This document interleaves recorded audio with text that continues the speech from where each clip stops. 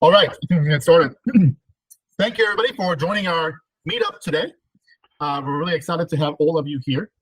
We meet the first Thursday of every month. We have some of our sessions face-to-face and some of them all virtual. Today, obviously, is our virtual session. Today, you've got David Giard presenting ChatGPT Unleashed. David is a former accountant and former biochemist who has been developing solutions using Microsoft technologies for over 2 decades. Currently, David helped companies solve hard technical problems in his role as a Microsoft Cloud Solution Architect.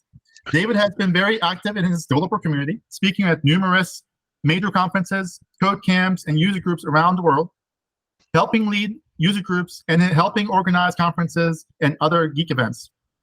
He is the host and producer of mildly popular online TV show, Technology and Friends and GCast. Is that wildly popular or mildly popular, David? I said what I said. Okay. He is also the co-author of the Rocks book, realworld.net, C# and Silverlight.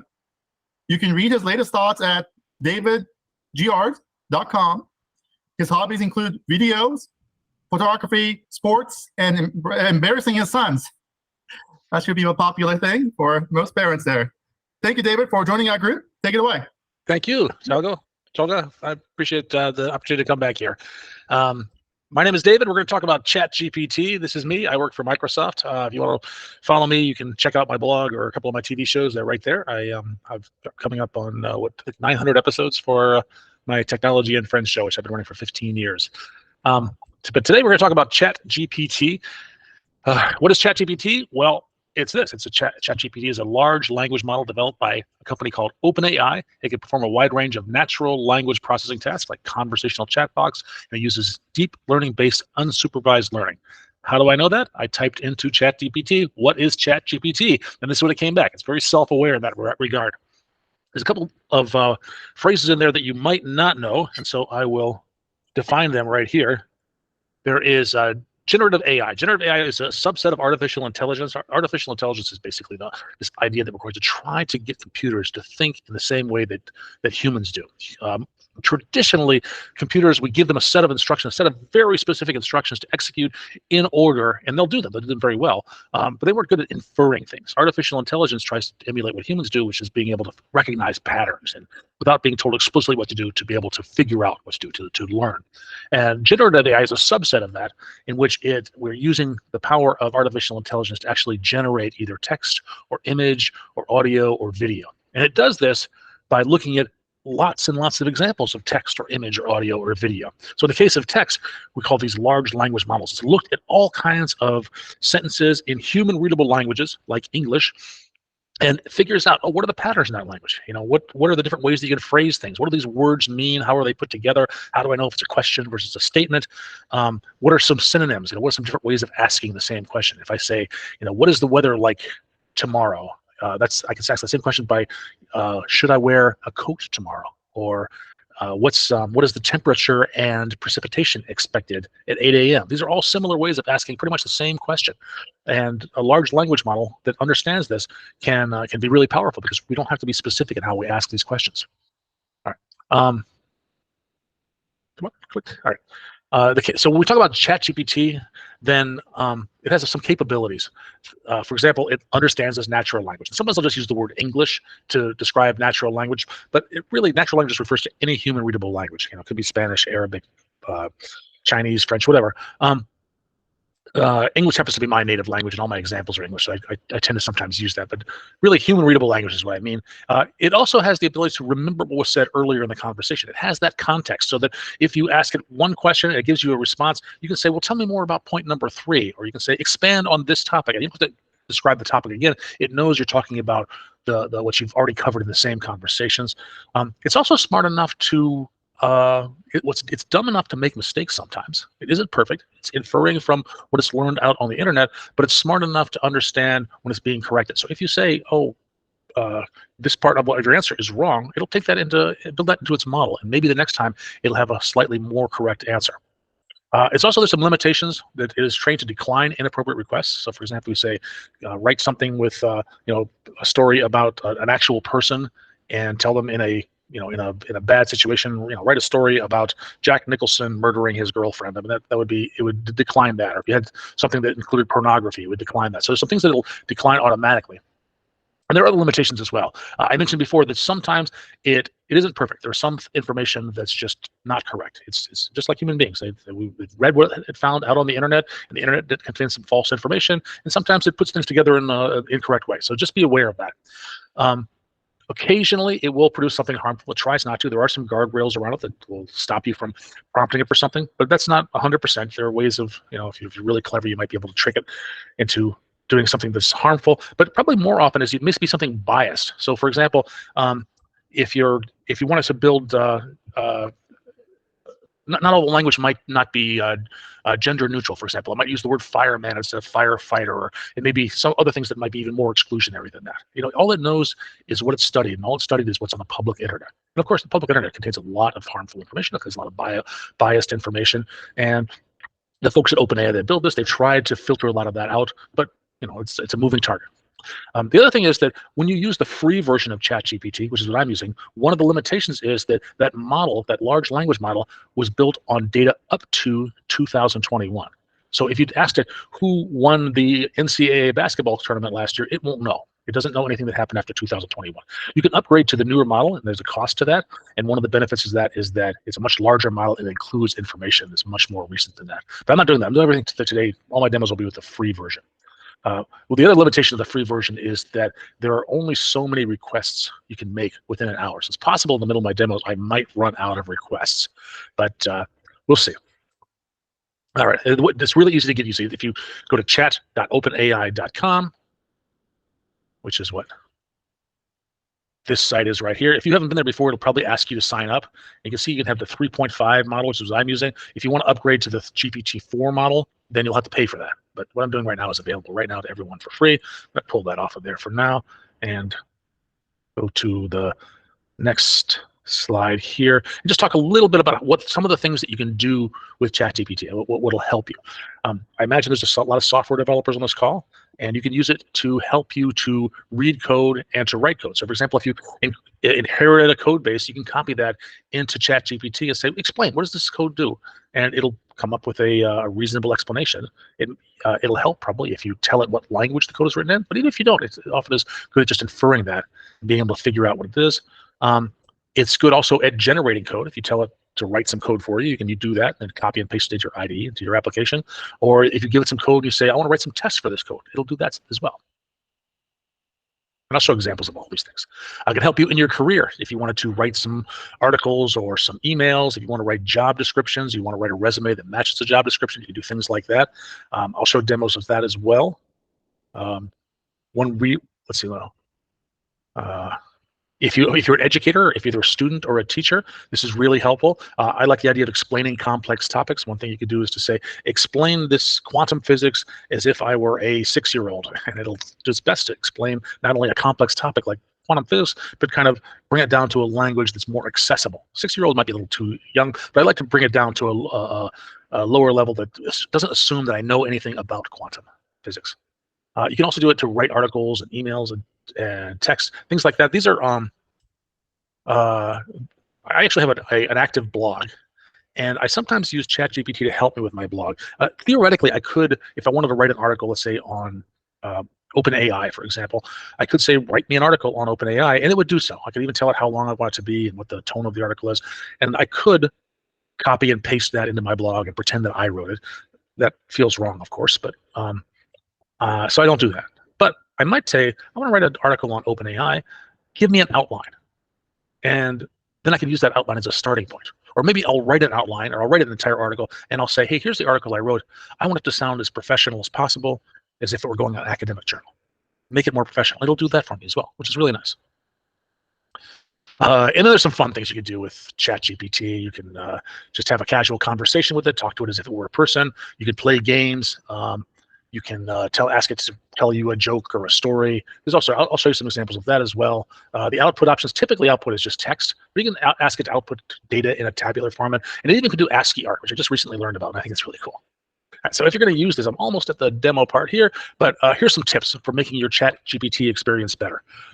you want to be specific and you want to be clear. So you want to, if you're typing something out, use good grammar, and more than that, be as explicit as you can. Tell it how long you want this thing to be. Who is the audience?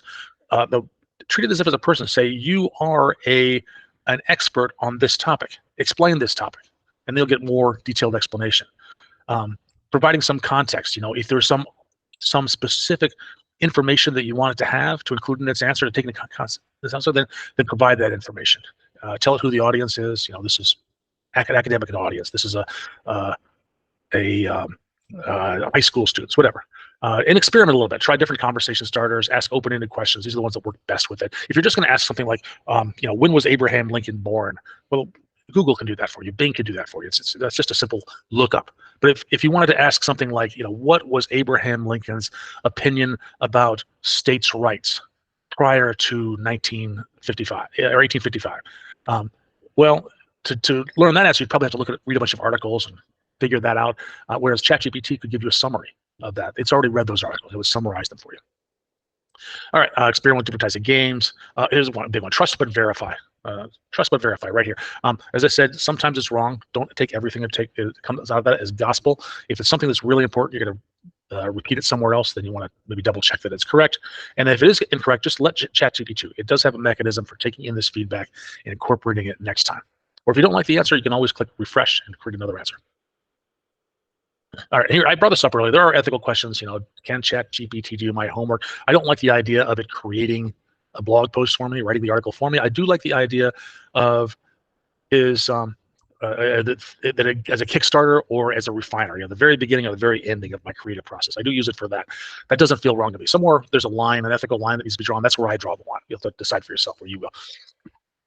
This is the second one here. There's a big question. I think a lot of the screenwriter strike in Hollywood, was that last year or the year before? A lot of it was based on that, because ChatGPT has built its model based on the public internet, and a lot of scripts that have been written are in the public domain. And so ChatGPT is being inspired by scripts that someone else has written. How much credit do they get for that? This is also true in generative AI image processing. The same folks who created ChatGPT also created DALL-E, which is a generative AI tool for creating images. And so those are based on the fact that it's seen a lot of images in the past, either paintings or photography or different kinds of artwork. Well, somebody created those. How much credit do they get in this generative AI? Let's see. And then, can I trust ChatGPT? Trust but verify. There we go. Here's an example. I have a presentation that introduces ChatGPT. It shows many examples of using ChatGPT to help with software development, with common business tasks, and with writing. I also show some fun and silly ways to use ChatGPT. I will show some examples as part of this presentation. Write an abstract for this presentation. The abstract should contain fewer than 150 words. And this actually, ChatGPT generated this, and I copied and I pasted it into the abstract that's on your website right now. So I use this when I submit this talk. I didn't like the first one it did, and there is an option to, at the bottom, I've cut it off here, to regenerate it and create another one. But after 2 or 3 tries, I liked what it said, and I just used it up, and I click up arrow here. That's good. And even writing a fun title for the above presentation. After 2 or 3 tries, I came up with this one, and that, in fact, is the title that I use. So I'm borrowing a lot of stuff for this presentation. All right. I did want to talk a little about this company, OpenAI. OpenAI created ChatGPT and the ChatGPT models that are underlying it. A couple of years ago, Microsoft invested heavily in this company and partnered with OpenAI. And I use that word carefully. We didn't acquire OpenAI. I work for Microsoft, so Microsoft did not acquire OpenAI. Rather, they invested in it. They bought, I think, 49% of the company. And this was OpenAI got a lot out of that, not only the investment financially, but also they're now deploying these models and building these models on Microsoft Azure, which makes them more reliable, makes them more secure, makes them more scalable. They get all the advantages of a large cloud computing platform. And then Microsoft gets the advantage that they're using that technology and actually building it into a lot of Microsoft products. So if you're writing code and using an IDE like Visual Studio Code, there's a tool called GitHub Copilot, which will actually generate code for you. If you're using tools like Microsoft Office, then you can have it directly inside of Outlook, generate an email, or directly inside of Word, generate a document or explain a document, things like that. So it's very much a partnership that's just as of November 15, 2023. So really not very long ago at all. And there's also a bunch of APIs that Microsoft is exposing that are built on top of these large language models. All right, so I'm done with my slides for now. I'm going to go to the demos, and I just wanted to say this picture here that came from DALL-E. I just said, that was the prompt I put. I said, a burglar stealing from ChatGPT. That's where I got this. And in fact, a lot of the stuff that I'm going to show you today, I totally stole from other people on the internet. So as I was preparing this presentation, I wanted a bunch of examples. I just kept my eyes open. If somebody tweeted a cool example or put something on LinkedIn, I said, that's good. I'm going to add that to my demos here. All right, so let's go into this. And in fact, at the end of this, here's ChatGPT right up here. After I show a bunch of demos, I'd like to, if we have time, I'd like you all to just kind of throw out some suggestions, and we'll try those and see what they are, assuming I don't run out of tokens from this free version. And if they're really good, they might end up in the next time I deliver this presentation, because I'm totally not above stealing from you guys either. All right, let's see. I have some notes over here that I'm going to grab. And so the first thing I want to talk about is just coding. So in here, over here, there's my things that I did before. I'll grab one here, fruit pie recipe. This is a question that I asked it. What did I ask here? Come on here. Thought I did. Oh, I guess it's not good. I thought this was here. Let's see, shared, the list renamed. Well, it was what is a recipe for a fruit pie? How about that? In fact, I probably could be less explicit here and just say fruit pie recipe. And it's smart enough to do that. It's not very specific. And it's coming out as HTML. So there's some context here. That's not what I want to do. Let me do a new chat here and stop that. Here we go. All right. So this is providing the context of, I was talking about HTML at the time. What I want to do is to show if I'm coding here, then if I want to do something like, how do I delete a row in MongoDB database using PHP. This is a thing that would be really relevant to me because I really don't work with Mongo very much. I almost never write code in PHP, but maybe I've inherited a code base and somebody said, hey, we need to modify this, add this, create a function to delete the row. And rather than saying, I don't know how to do that, or going to the internet and Googling all this information about this, Googling it with Bing, of course, then yeah, I could do that, but that would take a lot of time. Whereas right here, here's some code to do that. And it might not be perfect, but it'll get me started. It saves me a lot of typing. It saves me a lot of internet searches. And there's even like a thing right here, copy code. Now it's on my clipboard. I can paste it into my IDE and use that. So there's one thing right here that I can use it for right off the bat. I use this a lot. I actually use this. This functionality has been incorporated into GitHub Copilot. I typically use it in there, but it's using the same underlying engines. Here's another one here. How many times do you want? Come on. How many times do you need some data, some sample data, and you have to generate that data? How about this? Generate sample baseball statistics as a comma-separated volume file. Output 20 records.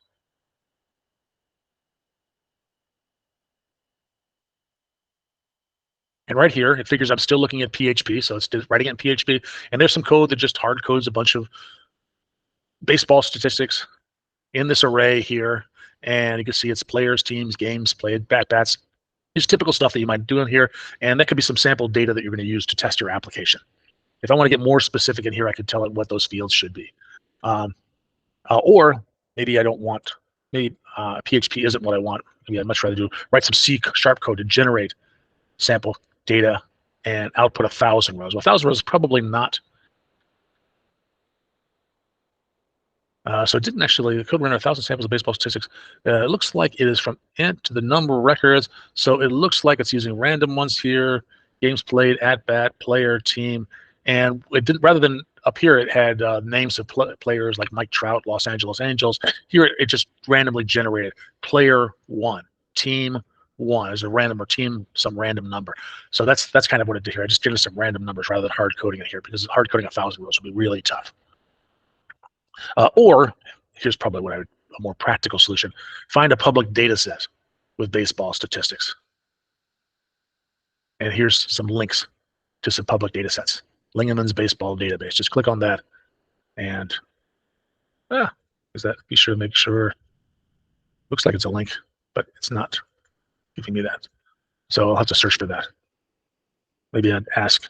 I don't know why that's not showing up as a link. It's hovering over it. It's changing that. Is this one? This one is. Huh. You can download this with Visual West. Here's the link. It says it's the link.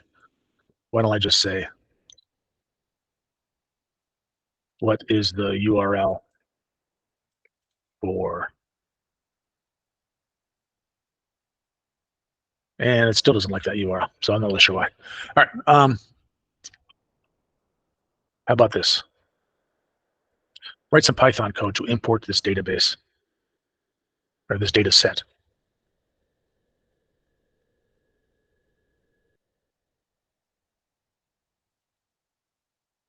Let's try this. And here it's stubbing it out a little bit here. For example, there's somewhere in here is the name of the database. Where is it? Or the name of the file with OpenPath.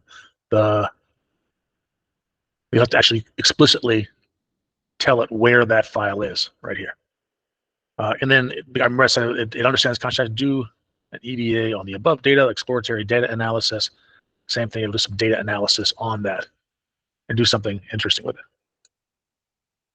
But you can do this with other languages, other things. You know, I've never written a line of Go code in my life, but it's conceivable somebody would say, hey, go write some Go code to do this, calculate some interest rates. This would get me started. Even if it's not perfect, it's still getting me partway there. I can run that and test it and see where it is. And here, how about this? This is really cool. Once I've done that, I probably want some automated tests. Generate audit unit tests for this code. It's going to write tests. I don't have to tell it what the code is. I said this code, it assumed I meant those interest rate calculation code that I did just a minute ago.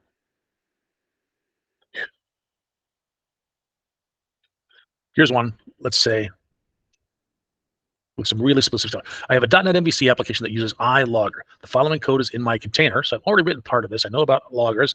I'm using Visual Studio Code. Configure the application to log to Azure Application Insight. So iLogger is just an interface. It can log to just about anything, and you have to go into a .NET application and tell it where to log to through configuration. And here it is. It's going to show me exactly what to do, what files to change to specify that. So it's a non-trivial concept, but it's a nice, just half-page explanation of where to put the code and how to do it. And here's another one here. Just going to go in here and just say, build a page titled, let's learn about AI. It knew that I wanted HTML because I have these HTML tags, comment tags around it. And there's just a hard-coded HTML page. Here's a practical one that I actually use this in the real world. Sometimes when I write a blog post, I have a bunch of screenshots in my blog, and I say steps, you know, do this as shown in figure 1, and then click this button as shown in figure 2, and then this screen displays as shown in figure 3. And what I'll do is I have a naming convention to all my screenshot images. They always will be some prefix followed by a number because I want them in order, followed by a description. And what I can do is something like this. So here's my naming convention. So I have AAID. That just defines that this is for Azure Application Insights something. I forgot what it usually stands for something. But you see it's 01-something, 02-something, 03-something, and that dash something is a description in mixed case, in Pascal case.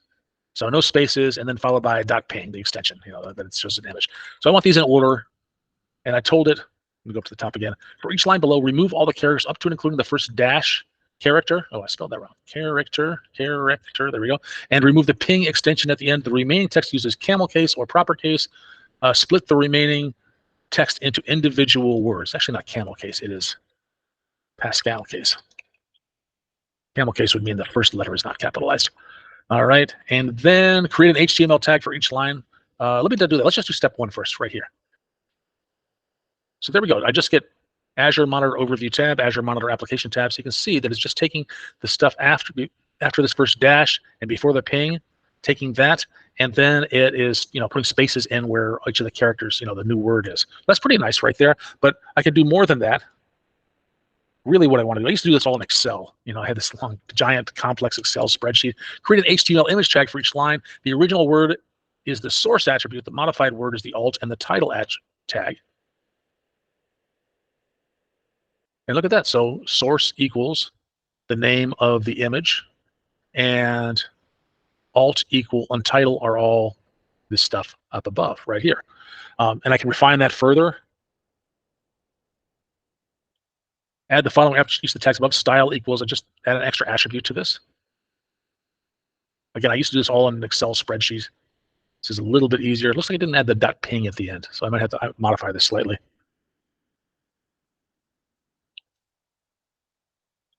And this the image, this assumes that the image is in the same folder as the this HTML document, which really isn't true. Each image is in this folder right here. Change the source attribute each tag to reflect this. And there we go. Now it's source. Now it's actually in the right place.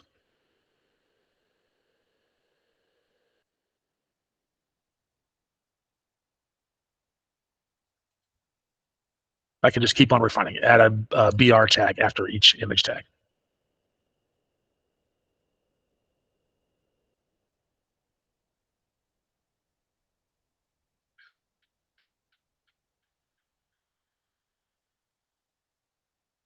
So if I go at the very end, there should be a line break afterwards. And I wonder if I can do this. I haven't, I just now noticed that there's no .ping.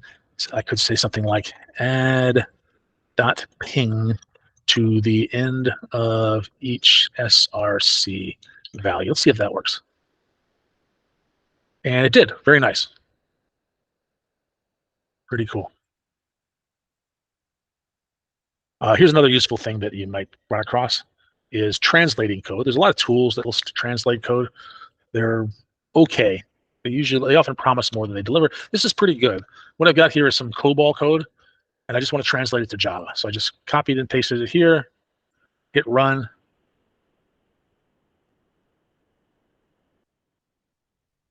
And it worked. And I actually did this before and ran it. This was all functional. It's possible it's not perfect, but it's a good start. Just especially probably not a big deal. I mean, I haven't even looked at COBOL for 20 some years, but it's something like this. You could probably figure out what it does, but that might be 1,000 lines long. I mean, COBOL programs are notoriously long spaghetti code things, and being able to convert it or explain it is a really nice thing. All right, so there's the programming stuff that I wanted to start with because I know this audience has got a lot of software developers in it. But you can also, if you're just in any kind of business, you can also use ChatGPT for something like that. So, for example, I have a sick child. I cannot make the meeting. Write a professional email saying I cannot make it and keep it to 4 sentences or less. Now, you can write this email yourself, but composing an email like this, it takes time. It might take you 15 minutes to think about this, and maybe you don't have 15 minutes. You just want to get this out and get it back to, taking care of your kid. Things like that. It could be, any kind of an email. This is really helpful. Any kind of message, just. I love that it gets to the number of sentences you tell it. Like that's super impressive. Yeah, as explicit you can be, it'll be better. It'll do more of what you want if you tell it what you want. Yeah. So here's one. Write a professional bio for David Giard. Now I didn't tell it how long it should be, so we'll see how long it goes. And it says with over X years of experience. I know she said 2 decades. I think I must have written that bio a long time ago. I've been doing this for at least 3 decades now.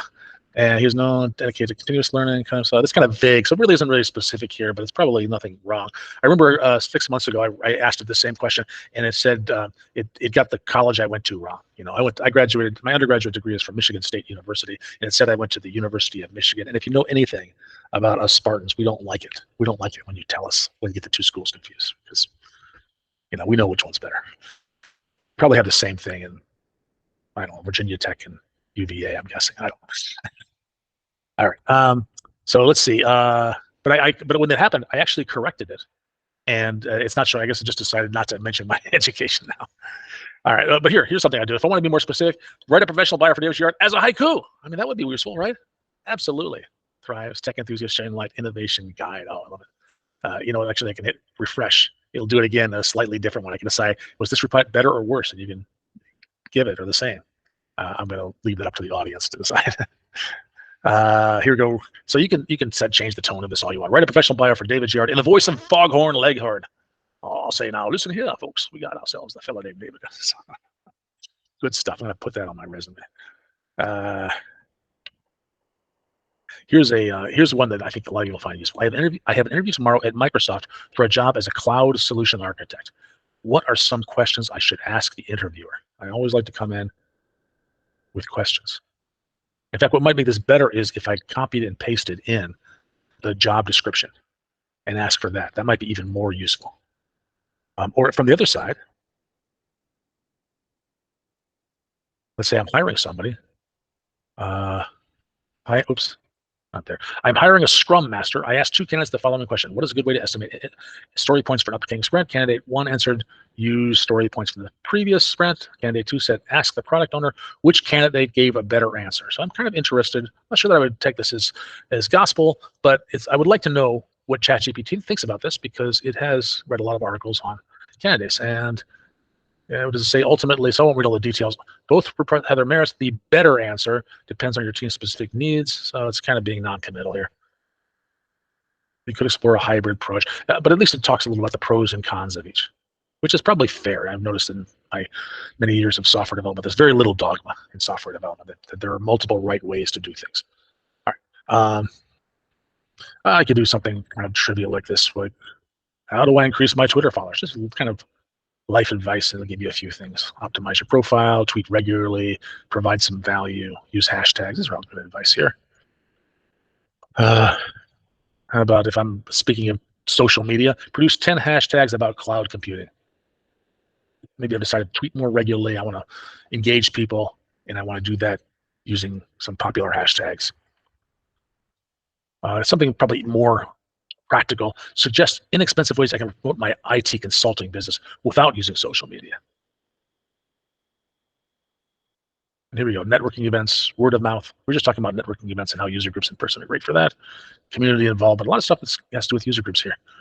Email marketing, referral programs, things like that. They're all inexpensive. Good way to kickstart your marketing campaign. Another business thing. I've got a business selling Native American jewelry. Write a product description for my collection. Why not let ChatGPT at least take the first pass at some of this marketing stuff? Maybe it's not your skill, or maybe you just want to take this and refine it. You don't want to hire a professional writer. How about this one? I have an event coming up. I'm going to teach C# developers how to use Azure OpenAI. It'll be held on this date and time. Here's the registration page. Write me a 5-part email sequence to promote the event to my list, please. I read somewhere that adding please actually gives you better answer. I haven't actually tested that. And here you go. There's email 1, email 2, email 3. So now I've got a marketing strategy right off the bat here. How long would it take me to go through that? Even if I knew what I wanted to say, just the idea of composing it and typing it and proofreading it, this saved me a lot of time on this. And it was better because I gave it some specific information. When and where is this thing? What are the goals? Where do you register?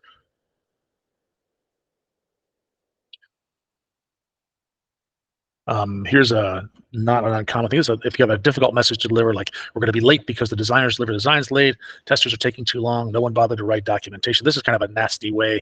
If you and I were talking, I might be ranting a little bit. We're late because all these bozos they're late getting their stuff to me. But I want to say it. How can I say it in a better way with less emotion? I want to be more professional about that. And it might take us a while. We have to calm down first and stop being angry.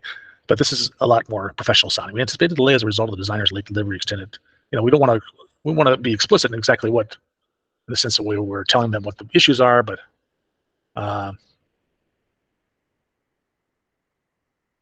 we don't want to be explicit in the terms of where we're using explicit language, like cussing. Here we go. Help me prepare a speaking proposal for a code camp on using OpenAI to improve my resume.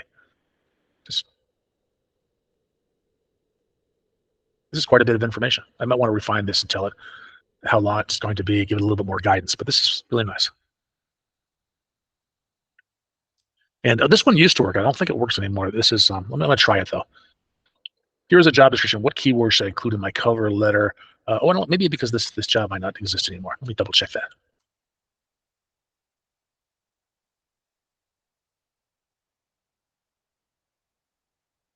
I'm not sure if links work. It used to be that you could just link to something in ChatGPT, and it would go out and find it. And then the last time I did it, it wouldn't respect links.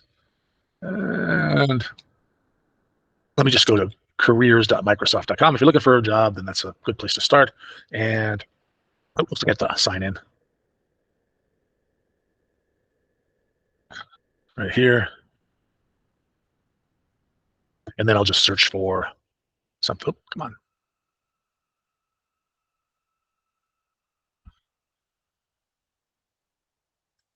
I'll just search for how about cloud solution architect. My title is actually partner solution architect. It changed a few months ago, but my job didn't change, just my job title. But cloud solution architect is a pretty common one. So there's a job, it's in Dubai, but so probably not useful if you're living in Roanoke. But anyway, this is it. I'm curious if this works anymore. So I'll replace it with this. Here's a job description. Let's see if that works. Based on, oh, it did. Okay, good. So it went out and found that based on the provided job description. Here's some things that I ought to have in there. Maybe I should say what, click on edit here.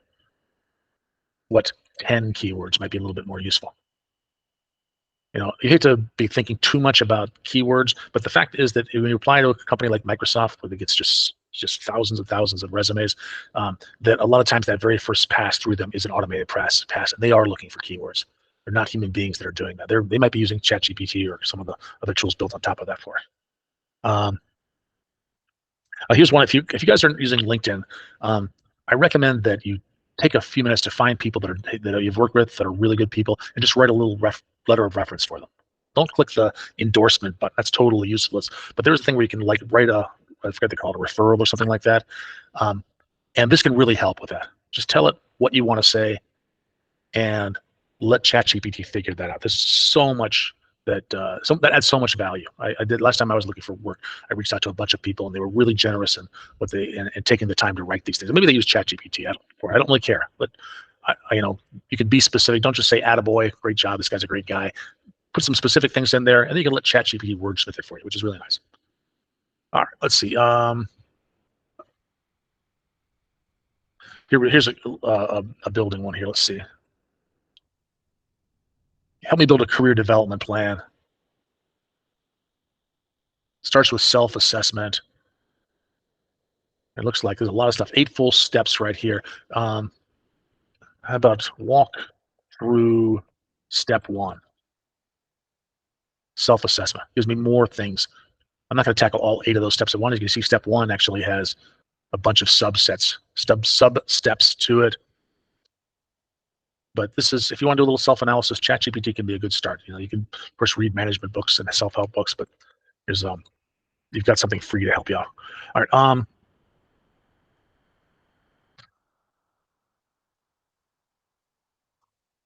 Here's a good one right here. All right. I have some future roles that I would like to move towards. My current role is cloud solution architect. My top options for future roles are either a developer advocate or a product manager. Give me a list of important skills for each of the roles I'm considering. Here are my current skills. Identify gaps for each of the roles I am considering. Let's try that right there and see what it comes up with. All right. So here you go. For developer advocate, my first choice, it lists the important skills. And then the project manager, these are the important skills. And we're doing training here. What does it say about the gaps? Let me see. Important technical strong relevant skills.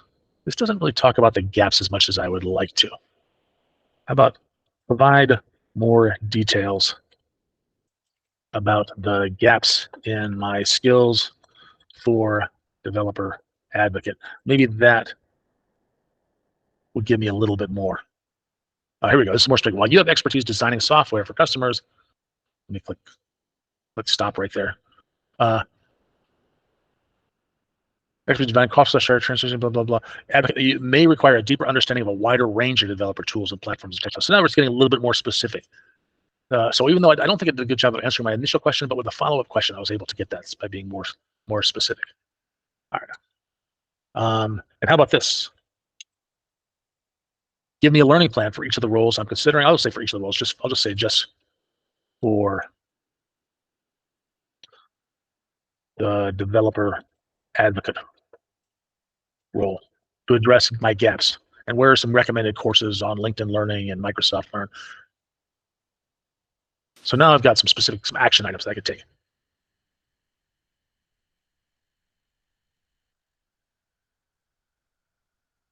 Here we go. How about this?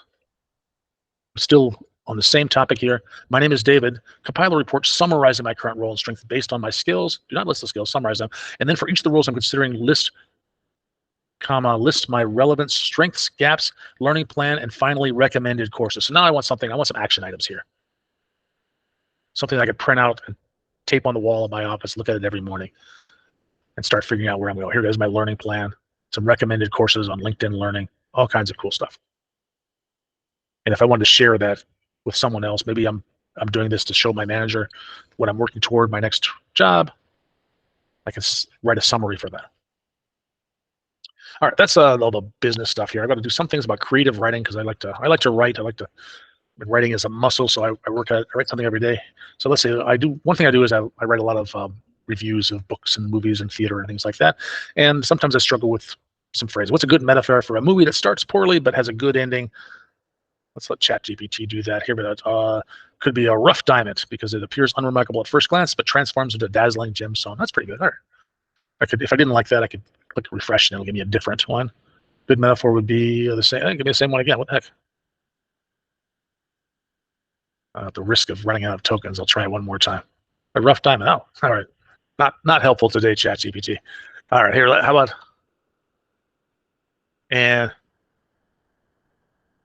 about maybe I want to just let's just put this into.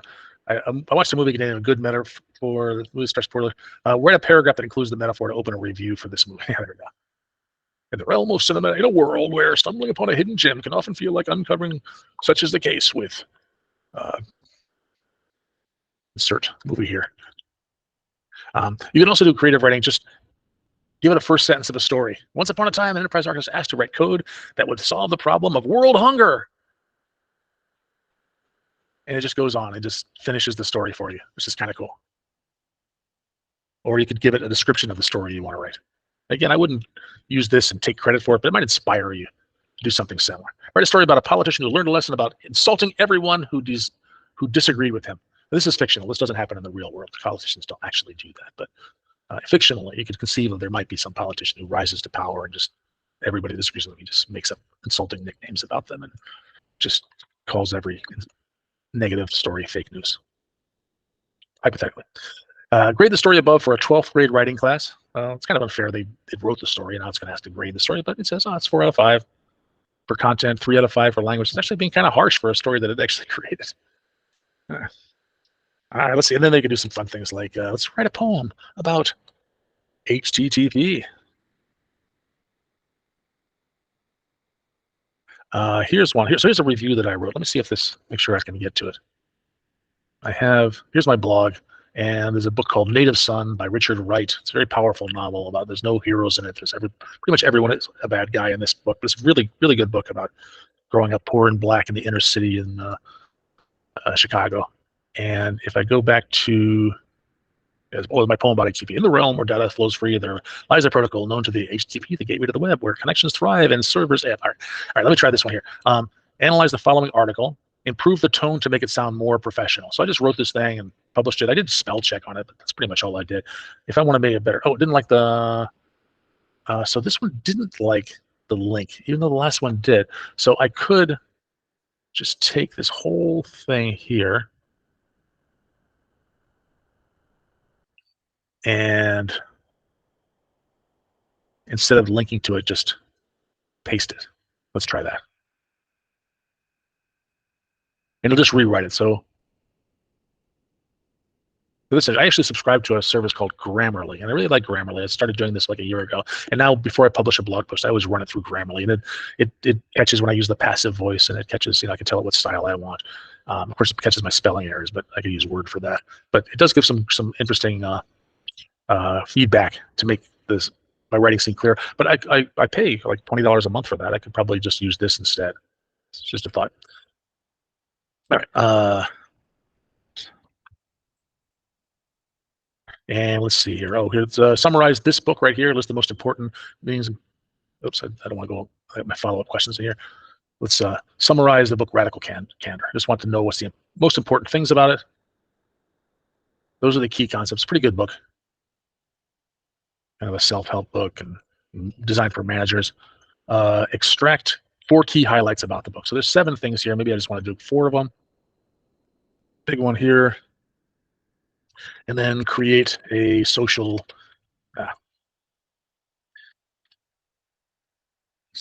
media post about each highlight.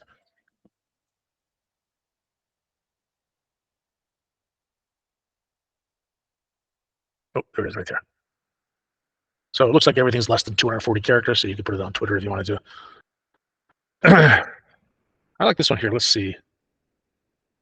I have very strong thoughts about the legalization of drugs in this country. The drug laws in this country, in my opinion, have been out of date for a long time. They punish the wrong people for the wrong crimes. They ignore the other more serious problems.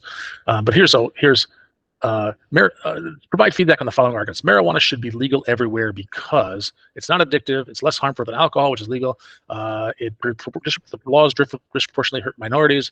It legalizing makes it easier to tax, and legalizing one it makes it easier to regulate if it's legal. These are arguments that I think are reasons why marijuana should be legal. I don't even smoke marijuana. I strongly believe that it's in this. But I'm open-minded. I want to hear the other side. And so here it is. While it's true that it's not addictive, it's less addictive than alcohol. It's essential to acknowledge that some individuals may still develop dependence or addiction to marijuana, especially with heavy and prolonged use. Fair point. All right. So just kind of having a debate with ChatGPT. I want to see the other side before I start spouting off about this. And maybe I'll agree with them. Maybe I'll change my mind. Maybe it won't. But I just like the idea of hearing what other people have to say.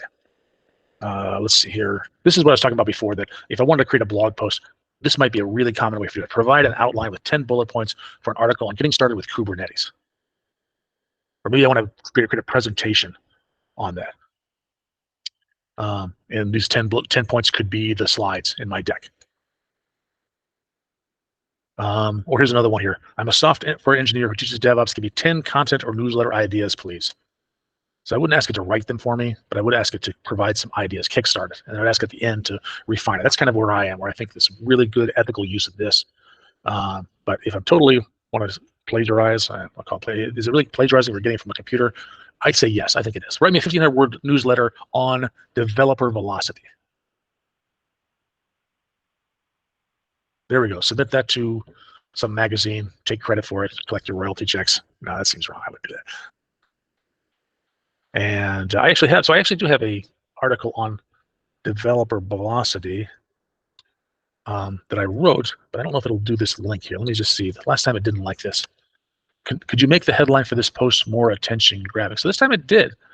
I found this post, which is I should actually bring it up. It is here on my blog, Increasing Developer Velocity, kind of a boring title. Unlocking the secrets to lightning fast software development is supercharged. That sounds a little bit more exciting. Maybe I'll go back and change that. I don't know. All right, so that's creative writing section. How are we doing here? Looks like I've been talking for 54 minutes. All right, that's good. I'm a big Tim Burton fan. I liked the movie Big Fish. I don't know if you've seen that. It wasn't one of the more popular movies, but it's a really good movie. I liked it a lot. Recommend some others that I might like. If you like Big Fish, you'd probably like The Secret Life of Walter Mitty or The Grand Budapest Hotel. Interesting. All right. Maybe I'll check that out. I've seen about half of these movies. Here's one. Here's one I actually used. I bought an espresso machine, and I looked at a lot of sources for it, but ChatGPT also looked at a lot of sources. Tell me, here's my price range. What's a good one? And I think I bought this DeLonghi, although not that model. I bought a different one. I drink a lot of coffee. Some more stuff. Well, there's all recommendations. My 15-year-old son loves basketball. His birthday is next week. What should I get him? Maybe better to say my 15-year-old nephew or niece. Hopefully, I know my son better than that, but that's pretty common. My nephew who lives in another state, I hardly ever see him. All I know about him is he likes basketball. Suggest some gifts for me. This would save me a lot of time. Or does this ever happen to you? You open up your refrigerator and there's just a few things in there. You think, all right, this is what I got. What I'm gonna make for dinner, and bang, it'll just figure out a recipe. You got this. Here's the ingredients. You have them all. Here's the step-by-step instructions. Go ahead and make some chicken parmesan. All right, that's the recommendation section there. That's when I got some life stuff here. Doesn't have to be professional. What are some good conversation starters on a first date? Share a funny anecdote. Ask about career or studies. Discuss future goals and aspirations. These are good. They're high-level things. They're not too personal, but they're open-ended questions. This is pretty good advice. If I read this a long time ago, maybe I would have been on fewer first dates. Let's see. Here's one. Let's see. Write a casual message in French to my Airbnb host saying I'm going to be a little late to check in and I will arrive at 4 p.m. Very useful because I do not speak French. A bientôt. That means see you soon. I'm going to use this one. Give me an itinerary for a 7-day vacation in Lisbon, Portugal. I'm actually not going to Lisbon. I'm going to Helsinki in May, and I'm only going to be there for 4 days. So let's do that.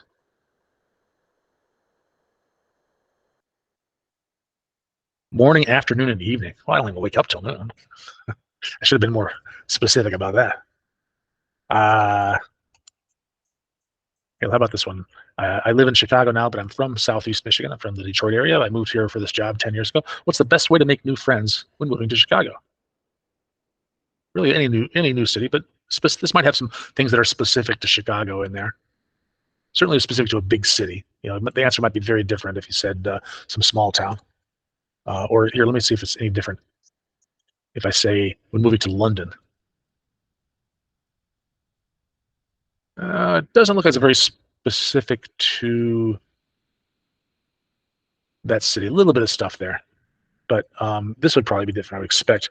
My son used to live in Williamstown, Massachusetts, which is a really small city in Western Massachusetts.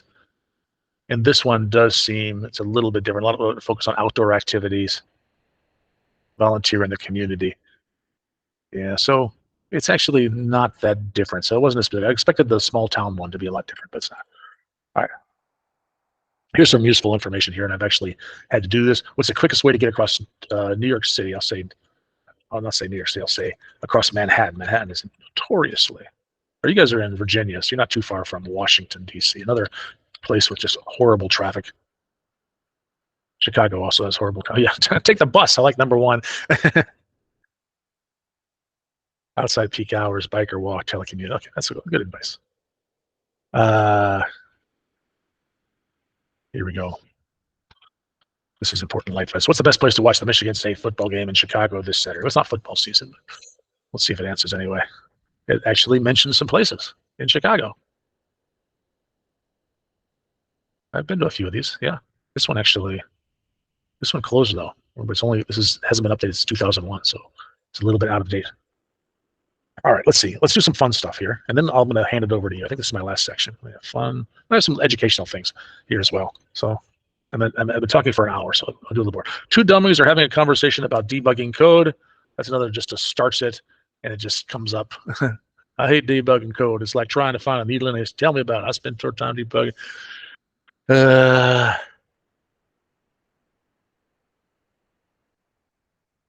Maybe we should start calling ourselves bug hunters instead of programmers. I was hoping there'd be a punchline in this, but there's not. It's just people just sounding dumb. All right. Hey, David, I got a question. Fascinating. Absolutely. Some of the stuff you're showing is really neat. I haven't used ChatGPT before, but can it, if you ask a question to it, can it ask you clarifying questions back? Like when you said that I'm looking, the example you had earlier, where I'm looking for a gift for my nephew. Can it ask questions back that would add to a better result? Does your nephew play sports? Does your nephew like movies or something like that? How about this? Let's find out. Oh no! Maximum per hour. I guess I hit the limit. I've hit the limit.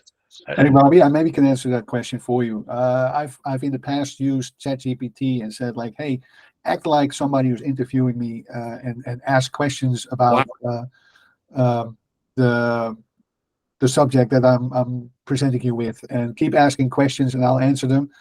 And until I say stop, and then summarize the conversation. Exactly. Yeah, this is a well, I can't even get the prompt anymore, but I'll show you my cheat sheet over here. But one of the questions is, I'm learning about Docker, asking a series of questions to test my knowledge, identify gaps in the answer, give me better answers to those gaps. So these are some of the things about learning. Here, I'll show you the learning stuff here. I won't be able to show you the answer. Create a 30-day learning plan to help me learn how to play the piano. I want to learn about quantum computing. What are the most important 20% of learnings that will help you understand 80% of it? Because that's true of a lot of things. Just what is this thing? Just what is that complex topic? It'll summarize it for you. This is something I have. What is the, what's that word? You can always find the definition if you know the word, but it's hard to find the word if you know the definition. And sometimes ChatGPT is really helpful at that.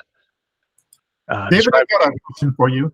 Yeah. Since the new OpenAI doesn't require the the new Chats 3.5 doesn't require you to log in. Can you open a different browser and get Let's different find, amount? let's find out. I think it does require you to log in, though.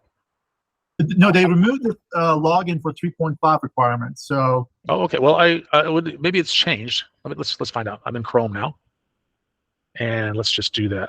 I am learning about Docker, asking me a series of questions. Oh, look at you. You're right. I assumed that I was logged in, that it had just cached my credentials. and it used to be like that. I think just a few weeks ago they changed it. Thank you very much. Awesome. All right, we can finish this here. I shouldn't have shown you my cheat sheets. Let's grab a few more here, and then I've been talking for an hour and 4 minutes, so I can. I'd love to get some questions for you all. Oh, and then what's the all right, let's do this. What should I buy for Robbie's birthday? Let's try that. I need a bit more information. So yes, could you please share some details about Robbie's skills, such as hobbies, things? That's what I want. That's what I wanted to know. Yeah. He likes clarifying questions. What do you like? He likes ballet, right? He's a ballet dancer. You just sound like one. There you go. Ballet books, cool. Robbie, I did not know that about you. Now you know it's on the I internet. didn't know that about me either. Let me see. So let's see. I'll get a few more. So I'll do like 10 more minutes, and then I want to hear from you all. There's my cheat sheet, but I'm going to move it off there so it looks like I actually typing the stuff myself. Oh yeah, what was that word? I actually forgot the answer to this question. What is the word for a novel with no plot, just a series of incidents? I think there's a word for that. If a picaresque is a novel, just tells us it doesn't really have a plot. It just follows somebody's life from end to end. Here's a good one here, a little life lessons. Can you devise a practical ways to stay focused during long study sessions? I certainly struggle with that. Set clear goals, create a schedule, eliminate distractions, Pomodoro. Let me see. I do like this stuff here. This is what I want to learn to do a thing. I want to learn to play the piano. I'm a complete beginner. Create a 30-day learning plan that helped me learn. So things like this are really like, you could print that out and tape it somewhere and use it here. Oh, yeah, here's some miscellaneous stuff. So down near the last part here, summarize the winners and losers of the NCAA Division I's men's basketball Final Four from 2000 to 2010. Or this only goes up to 2021, so I can't go. And put it in tabular form with the titles: champion, runner-up, final score, other teams, location, and MVP. Tabular form. How cool is that? I was using this for months before I realized I could do this. I was really impressed with the HTML outputs. Yep. Can you get that in HTML form? Yes, absolutely. So output the above table in HTML. Look at that. Wow. That's awesome. And I'll just stop that. And now in JSON. Pretty cool. How about Excel? I'm not sure what it would do for Excel. We already had it in tabular format. Can you output this in Excel? I'm unable to directly output in Excel. You can easily copy the JSON data and paste it into Excel. Here's the JSON data. So if I copy this, it's telling me that I can open up Excel here and then Control V. That's not, I don't know. I would have expected, here's the JSON data. You can easily copy this data and paste it into Excel. No, that's not really a good answer. Oh, you know what's interesting? So if I sign in, so I was logged in before because it remembered my history. David, ask it how you can paste JSON into Excel. Maybe we'll come up with an answer for Maybe you. it will. Yeah, I mean, you're so smart. Tell me how to do it. How do I paste JSON into Excel? Copy, open Excel, click on the cell, go to the Home tab in the clipboard on the small arrow under Paste. Oh, it's like a paste special. So do this in here under Home. Where's Paste? Copy, format, oh, here's Paste right here. Paste special. Wait, what was it again? I think you can actually right-click on a cell when you On the paste special, under paste special, in the paste special, choose text. Click OK to paste. Okay. Yeah, but that will just paste it as text then, not as Yeah. JSON. Yeah, I would think so, but let's find out. That's not what I want to do at all. yeah. Maybe if I F2 and then paste. No, there's yeah, that's not right. So I think it misunderstood the question. Paste. Oh, wait, well, there's more to it. Okay, parse it into separate columns, assuming as well with clear value pairs. The JSON data is complex. You may need to provide. Oh, you know what? Maybe this is pretty simple. I was thinking it's just one level deep. Yeah, I don't know why. I'll try it one more time. Paste special, text. Okay, yeah, it's not what I expected. I don't know what they're talking about. All right, let me just do a few more here and I'll turn it back to you guys. This is a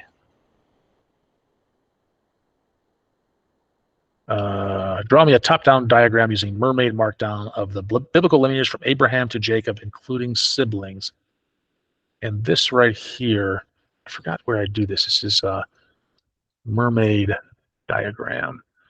There's it's this one. Get started. Oh, shoot. I forgot the website where I can paste this in. Where can I test this? There's a site here. Mermaid live editor, that's what I want. Let's try. Oh, again, that link doesn't work. Stackedit.io, let me try that one. Start. No, I guess not. I had a website, but I forgot to write it down. But anyway, this is just a way of indicating. Abraham had a son named Isaac. Isaac had two sons, Esau and Jacob. Jacob, of course, had the famous 12 sons that became the 12 tribes of Israel: Reuben, Simeon, Levi, Asher, Dan, etc. Here was this one I actually want to know. I'm a big fan of the late Warren Zevon, great singer-songwriter who passed away a few years ago. He had a song called Desperados Under the Eaves. It mentions the Hollywood Hawaiian Hotel. I was in Los Angeles recently. I want to know, where is this Hollywood? Is it a real place? And it is. It's actually, it's speculated that Hollywood might be inspired by the Hollywood Roosevelt Hotel, which is located in Hollywood. So I'm like, where exactly is this hotel? And I asked it this question, and I went there and I found the hotel. It's got a totally different name now, but I went to that spot. There you go. Let's see, here's another one. I have created a presentation.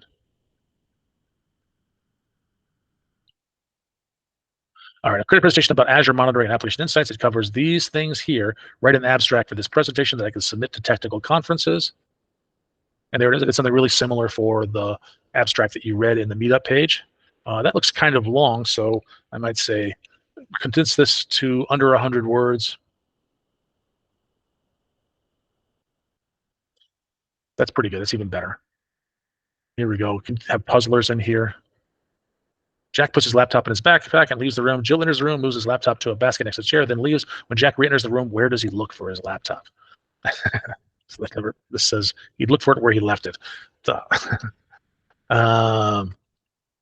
about, has anyone read The Lord of the Rings? Let's summarize those 3 volumes into 3 sentences. There you go. You don't have to read it now.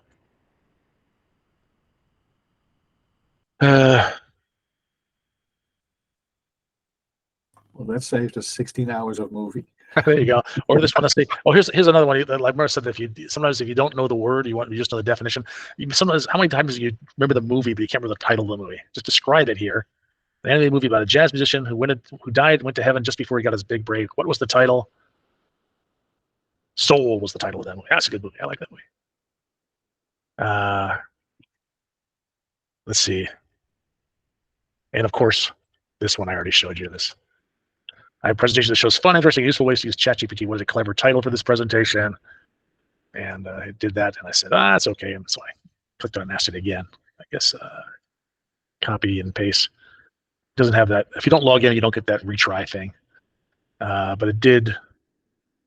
ChatGPT Unleashed. It's a little bit different the second time. Anyway. All right. I've been talking for 75 minutes. I'd love to hear some more of your ideas. Did you ask it if it works for Skynet? Does it is Chat GPT going to evolve into Skynet? That's the question. Yep. Oh, I think it's thinking Oh, hard oh, on this one. now. I think we made it nervous. I think it's launching the missiles now. I think Tolga, you just gave it an idea. Oh, God. I was So- thinking the same thing. So The same thing. It's like, what is Skynet? Let me look up some information on this Skynet. This looks Yeah. interesting. I said, what does that mean? this is Look, by it's the far first the longest it's taking. Thinking. Maybe can I jump back in the chat real quick? Layla asked a question about are you able to draft legal documents? We actually did something similar. We needed for our ISO certification, we needed to come up with a vendor conduct manual. And we basically said to ChatGPT, like, hey, can you give us like a 10 or 12 point list of things that we need to put into a vendor conduct manual? And it basically spit out the whole document. We just fluffed it up a little bit. But yeah, we did check to make sure that the things in there actually made sense. Yeah. You don't want to end up like that lawyer that was basically quoting non-existent legal cases. Oh, internal server error. Oh, no, you broke it. There we go. Let me just. Oh, there we go. No, ChatGPT is not going to evolve into Skynet. That's just what Skynet would say. Okay, Tolga, no more questions for you, sir. You've used all of your tokens. There you go. Oh, I think I skipped one here that I draw a picture of a T-Rex. That's not a T-Rex. It's, can I do this? Draw a picture. Well, I just have to copy and paste it, I guess. I would just criticize and say, like, draw a better picture next time. Draw ASCII art of a large dinosaur. That looks a little bit better, but anyway, just the fact they can do that I thought was kind of cool. So does let me see how can I ask this question? Does ChatGPT know how to write code to help the Voyager probes run more efficiently? Can Chat GPT or can you write code to make the Voyager probe run more efficiently? It's not a very specific question. We require a deep understanding of this hardware.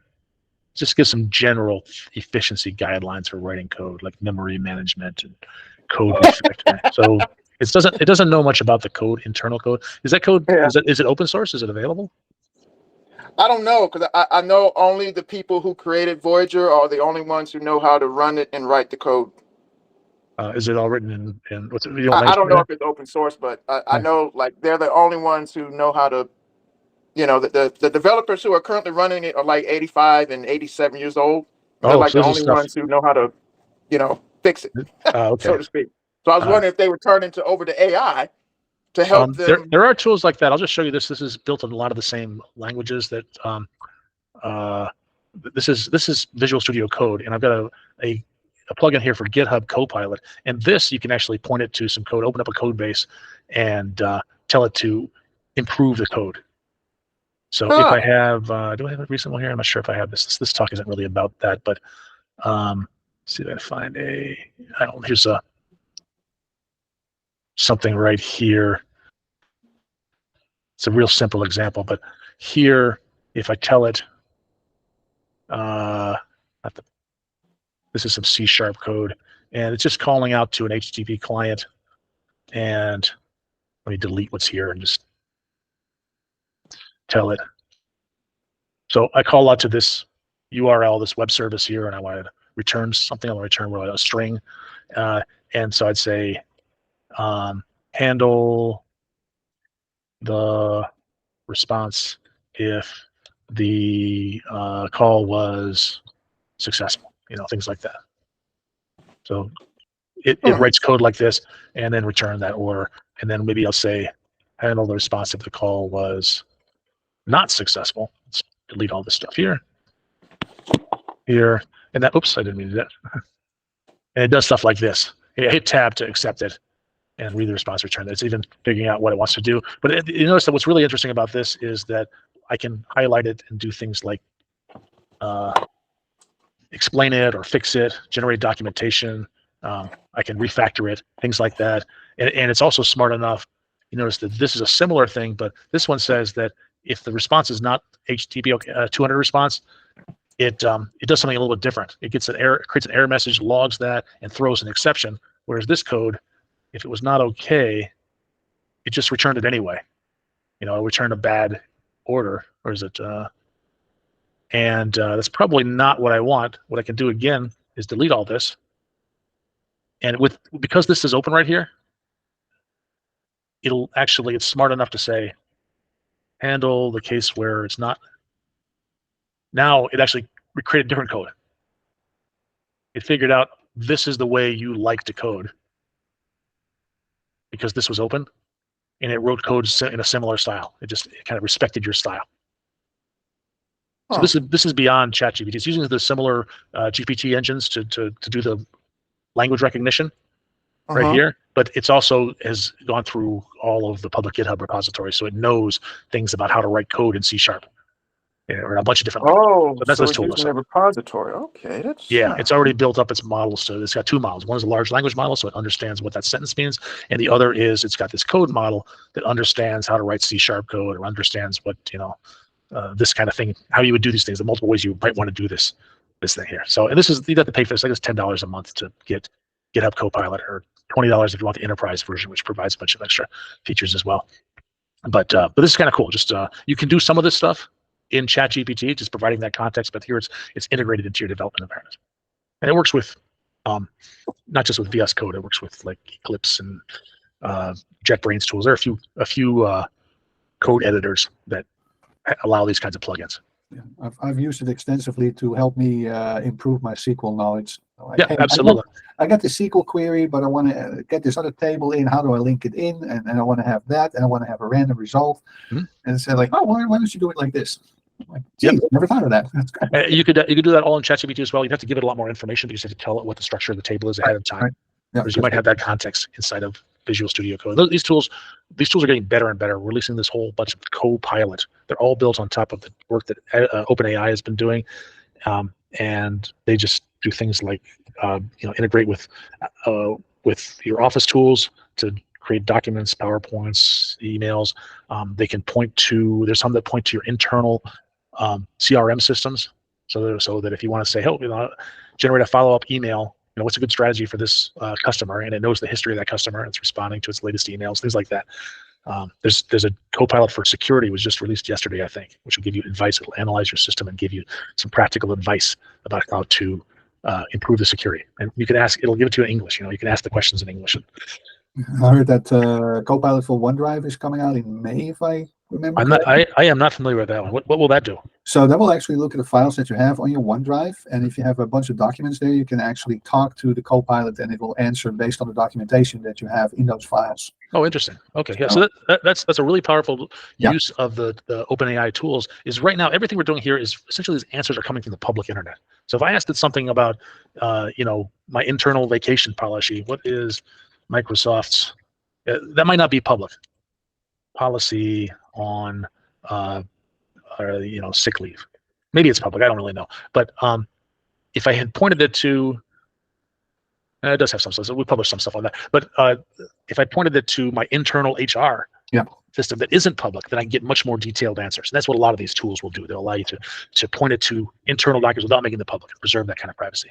Yeah, we're actually looking into that ourselves. We have a ton of documents and standard of works for our IT department, but it's a hell to find the right document. So Copilot or something like that would be ideal to say, like, hey, how do we set up a machine of type X with that particular configuration? And we'll come out like, well, here is how you do it, and here's the document that actually explains it. Exactly. That's the value that I think Microsoft is adding to this partnership with OpenAI, is where they've built some amazing things with their large language models and with their generative AI tools, and we're trying to make it more specific, more practical uses, and apply them to specific cases, like they make it specific, like integrating with your CRM system or your HR system or whatever, but also to give you the tools. There's also kinds of APIs where you can build something very similar for yourself. It's an exciting time right now. People are just figuring out how to use these tools. So have you used Bing's Copilot, and how I have. do you think it matches up with ChatGPT? Is one better than the other, or is it very similar? Or I use think the same? Bing Copilot. I have to go over here. On Bing, I do have it. Oh, where am I? Okay. Oh, I'm in a different window. Where is my?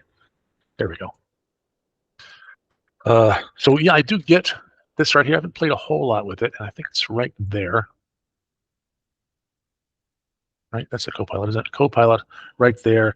And I haven't really played with it that much. So if I said it might be more recent, let's say, so who won the NCAA men's basketball tournament in 2023? This question, ChatGPT would not know the answer to, but Bing Copilot did know it. So if I asked this from ChatGPT, it only goes up to 2021. So I haven't tried this, but let's just verify. I'd have to have January 2022. So it didn't know. So there's one difference right there. It's Okay. more up-to-date information. Beyond that, I really don't know what else it adds. It's our implementation of it. I mean, they're using the same underlying technology. This is probably using GPT-4 as its model, which contains more information, is a lot larger. Now, I've heard that ChatGPT 4 actually uses Bing to do searches if it doesn't have immediate access to the recent data too. Oh, I see. Oh, okay, so that would make sense. Then you don't have to have this bloated model because Bing already has a lot of that information. Yeah. So the thing that Bing isn't as good at, is summarize. Let me see. Oh, I shouldn't even do it. It's actually integrated into here. So if I start asking a question that isn't appropriate for Bing, I say, what is a 30-day plan for a novice to learn to play guitar?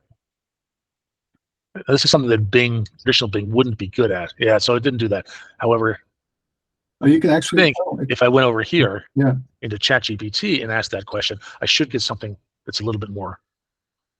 So a lot of times it actually will add some Copilot stuff underneath your question, and you can have a tab with Copilot where you can switch over to get a more complete answer. I wasn't paying attention, but maybe that it did it here and I just didn't see it. Fastest way start line. In this case, it did not. There's It's actually only there's this right here. There's this tab right here. Yeah. That's what it is. Okay. It's probably because it's a very specific thing and it can be summarized real quick. Right. That's what I was saying about, if you want to know in what year was Abraham Lincoln born, that's just a lookup. It's an easy thing to do. But explain his theory about, how much autonomy should states have. That's a complex question. And he'd say, you'd have to answer that question. You would get a bunch of, if I go back to here, you'd get a bunch of articles. You have to click on the articles and read them and draw your own summary, which takes time. And sometimes we don't have that time.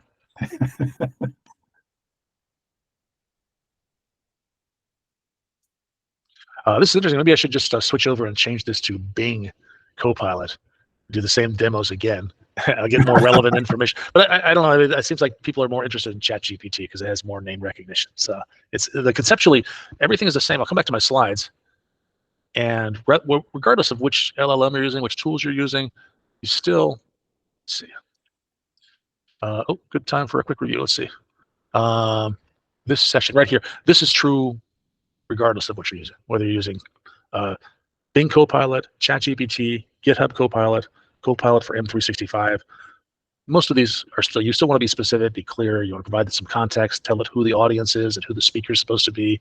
All this stuff here at the top is true regardless of which kind of Copilot or which kind of engine you're using. So while I'm here, I'll just finish off these slides here. Did that. And you try it here. Here's some links. You don't need these links right here. You don't need to copy those down because I'm going to give you this right here. If you just know that link right here, then you'll have these slides. And of course, if you have these slides, then you'll have all the links inside of these slides. So go ahead and grab that if you want. Or I just added the barcode right before I got on this call. So I'm curious if the barcode actually works. I'll leave that up for just a few seconds. And I think the next slide is just, thank you. Oh, yeah, we're done. Awesome. I'm so glad that I didn't lose my internet connection this time. But anyway, if I go up to here, I should go back to you. Show you this slide right. Oops, this slide right here. This is that's just the slides, but this is just this is some of the things that I stole from. That get some ideas. Some of the ideas that are in this presentation, they originate with somebody else. I can't take credit for them. I just I'd be browsing the web one day. Oh, that's a really good idea. I'll just add it to this Word document. Throw in the presentation. Yeah, I'll post these links in the Discord if you don't mind, David. Okay, yeah, just go ahead and grab that right there. And I think now that I think about it, I think this link, where is it here? Might be outdated. Should delete that one. You don't really need that anymore.